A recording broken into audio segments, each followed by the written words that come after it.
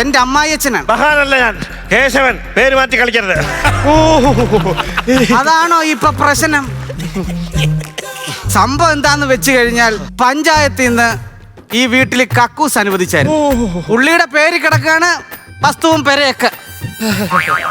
എന്നിട്ട് എന്താ ചെയ്തതെന്നറിയാവോ? രാവിലെ ആവുമ്പോ ഒരു കട്ടൻ വീടിയും വലിച്ച് കാട്ടിക്കേറും. ഞാൻ പറഞ്ഞിട്ടുണ്ട് കാട്ടിപ്പോവരുതെന്ന്. അപ്പൊ പുള്ളി കവിയാവും.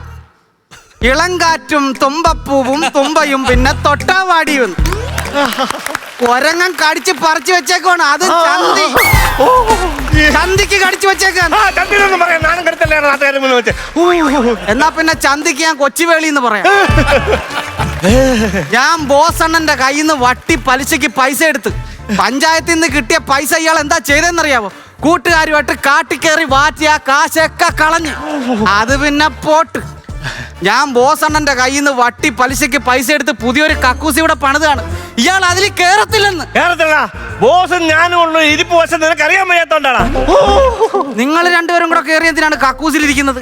ആരെങ്കിലും ഒരാൾ കയറിയിരുന്നപ്പോൾ. അതല്ല, ഞാനും ബോസും തമ്മിലുള്ള വഴക്ക് തുടങ്ങിയത് ഞങ്ങൾ 5ാം ക്ലാസ്സിൽ പഠിക്കുമ്പോഴാണ്. അവന്റെ കയ്യിൽ നിന്ന് കാശ് വാങ്ങിച്ച് കക്കൂസ് പണിതാ. ആ കക്കൂസിൽ ഞാൻ കേറത്തില്ലടാ. അവന്റെ കക്കൂസിൽ എനിക്ക് കേറണ്ടടാ, എനിക്ക് വേണ്ടത്.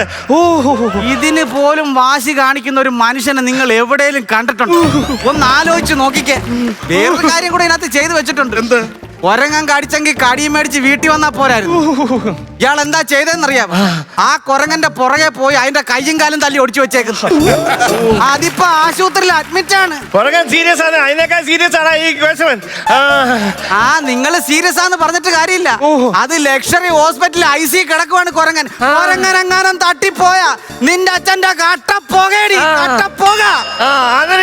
ആ കുരങ്ങനെ കൊണ്ട് ICU ഇട്ടിട്ട് ഇത്രയും സീരിയസ് ആയിട്ടിരിക്കുന്നു എന്നെ ഒരു 2 മിനിറ്റെങ്കിലും അവൻ ICU-ക്കകത്ത് കയറ്റിയോ ചോദിച്ചു നോക്ക്. അപ്പൊ കൊലകരാന്നോ നിന്റെ അമ്മായിയപ്പൻ, അതോ ഞാനാന്നോ?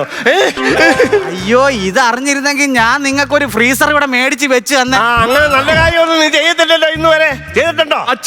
ഇങ്ങനെ പറഞ്ഞു എന്തോന്നും വെച്ചാ മൊബൈൽ മോർച്ചറിയുടെ കാര്യം ഈ പറയുന്നു. ഇവൻ എന്നെ തല്ലിക്കൊന്ന് മോർച്ചറി വെച്ചിട്ട് എന്റെ വീടും പുരയിടം കൊണ്ടുപോകാനാ ഇവന്റെ പരിപാടി. അയ്യോ, ഒരു വീടും പുരയിടം. ഇതിന്റെ അകത്ത് കയറണമെങ്കിൽ 100 പാമ്പിന്റെ അടുത്ത് അനുവാദം ചോദിക്കണം. അതാണ് വീടും പുരയിടം. ആളിലിരുന്ന് ആഹാരം കഴിക്കാൻ പറ്റത്തില്ല. ഒരു മലമ്പാമ്പ് അവിടെ എപ്പോഴും സ്ഥിരമായിട്ട് വരും. ഈ വീടും പുരയിടം ഒന്നും എനിക്ക് വേണ്ട. എടി, നിന്നെ കെട്ടിയ കാലത്ത് നിന്റെ അച്ഛൻ എന്നോട് എന്തോ പറഞ്ഞെന്നറിയാവാ? കെട്ടിയതിന്റെ പിറ്റേ ദിവസം ഈ സ്ഥലവും പറമ്പും എന്റെ പേരിലും ഇവിടെ പേരിലുമായിട്ട് എഴുതി വെക്കാന്ന്. വർഷം 8 ആയി. എഴുതാത്ത എന്താന്ന് ചോദിച്ചപ്പോ എന്നോട് പറയുക, എനിക്ക് എഴുത്തും വായന അറിയത്തില്ലെന്ന് നിനക്ക് അറിഞ്ഞൂടെ? എനിക്ക് എഴുത്തും വായന അറിയത്തില്ല. അച്ഛൻ പറഞ്ഞ കല്യാണം കഴിച്ചപ്പോഴേ പറഞ്ഞ അച്ഛൻ എഴുത്തും വായന അറിയത്തില്ല. നിന്റെ അച്ഛനാണ് എഴുതി തരുന്നത്. ആധാർ ഓഫീസുണ്ട്, അവിടെ ചെന്ന് കഴിഞ്ഞാൽ അവരാണ് നമുക്ക് സ്ഥലം എഴുതി തരുന്നത്. ഇത് അടവ്, നിന്റെ അച്ഛന്റെ അടവ്. 10 പൈസ ഇയാള് കയ്യിലെടുക്കത്തില്ല. അറുക്കിയാണ് ഇയാള്. ഇയാളെ പിശുക്ക് നിങ്ങൾക്ക് കേൾക്കണോ? ഒരു ദിവസം കുറച്ച് പഴഞ്ചോറ് ഇവിടെ മിച്ചം വന്നു. ഇവൾ അപ്പുറത്തെ പട്ടിക്ക് കൊണ്ട് കൊടുത്തപ്പോ പട്ടി പോലും വേണ്ടെന്ന് പറഞ്ഞ പഴഞ്ചോറ്. അത് ഇവൾ അപ്പുറത്തെ പൊട്ടക്കണ്ടിലെടുത്ത് ഒറ്റ ഏറായിരുന്നു.